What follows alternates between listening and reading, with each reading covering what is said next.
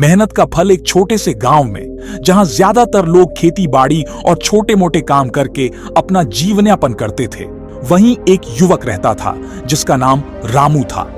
रामू गरीब था, लेकिन उसकी मेहनत और ईमानदारी पूरे गांव में मशहूर थी। वह हर काम दिल से करता था, चाहे खेतों में काम हो या दूसरों की मदद करना। हालांकि उसकी कड़ी मेहनत के बावजूद उसे सफलता का स्वाद नहीं मिल रहा था। कई बार उसने सोचा कि शायद उसकी मेहनत का फल कभी नहीं मिलेगा, लेकिन फिर भी उसने कभी हार नहीं मानी। संघर्ष की शुरुआत रामू के पास बहुत थोड़ी सी जमीन थी, जो उसे उसके पिता से विरासत में मिली थी। इस जमीन पर वह अनाज उगाने की कोशिश करता, लेकिन अक्सर मौसम की मार या जमीन की खराब हालत के कारण उसकी फसल अच्छी नहीं होती थी। गांव के लोग उसे सलाह देते कि वह यह जमीन बेचकर कोई दूसरा काम कर ले, लेकिन रामू को अपनी जमीन से बहुत लगाव था। उसने ठान लिया था कि वह इस जमीन पर मेहनत करके अपनी किस्मत बदलेगा। हर सुबह सूरज उगने से पहले ही रामू खेतों में चला जाता। वह जमीन को अच्छे से जोतता, बीज बोता और फसल की देखभाल करता। वह जानता था कि मेहनत का फल कभी ना कभी जरूर मिलता है। दिन पर दिन उसकी मेहनत बढ़ती गई, लेकिन कई मौसम गुजर गए और फिर भी फसल का कुछ खास लाभ नहीं हुआ।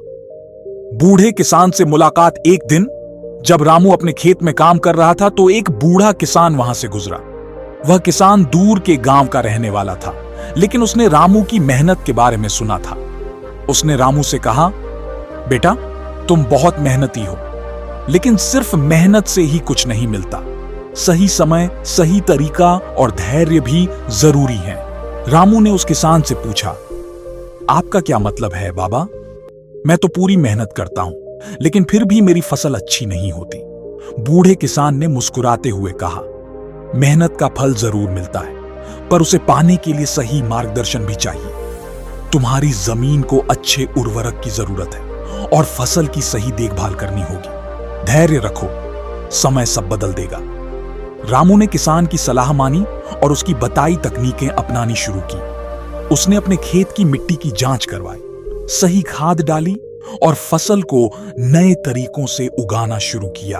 अब अपनी मेहनत के साथ साथ समझदारी से काम करने लगा था। धैर्य और समर्पण समय बीता और धीरे धीरे रामू की मेहनत रंग लाने लगी। उसकी फसल अब पहले से कहीं बेहतर हो रही थी, लेकिन अभी भी सब कुछ आसान नहीं था।